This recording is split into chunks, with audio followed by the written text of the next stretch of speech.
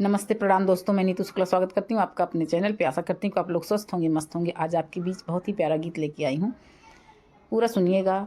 Channel पे नए subscribe कीजिएगा। कुछ लोग नींद ना आने से परेशान हैं और कुछ लोग नींद आने से परेशान हैं। सुनिए गीत से कैसा लगता है आपको। अरे ई निदिया बैरन हमारे हो, संझई आई पहुँचे। ई निदिया बैरन हमारे हो, संझई आई पहुँचे। ई निदिया बैरन हमारे हो, संझई आई पहुँचे। रे नानी दिया मोरे सासु लगे पहुँचे, नानी दिया मोरे सासु लगे पहुँचे। अरे रतिया भैरा खे जगाए हो, संझई आई पहुँचे। रतिया भैरा खे जगाए हो, संझई आई पहुँचे। ई निदिया बैरन हमारे हो, संझई आई पहुँचे। नानी दिया जेठनी लगे पहुँचे, नानी दिया जेठनी लगे पहुँचे। अरे जेठनियों का राख जगाए हो, संझई आई पहुँचे।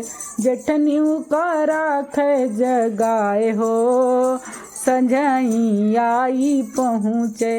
ई निदिया बैरन हमारे हो, संझई आई पहुँचे।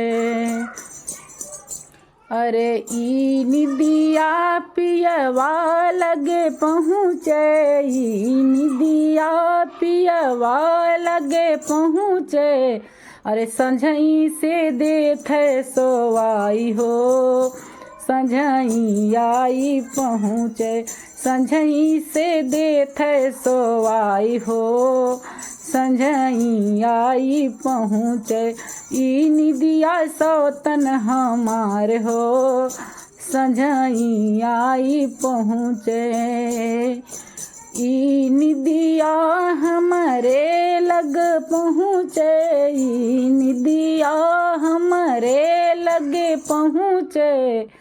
अरे सोवत भये अभिनुसार हो, संझई आई पहुँचे। सोवत भये भिनुसार हो, संझई आई पहुँचे।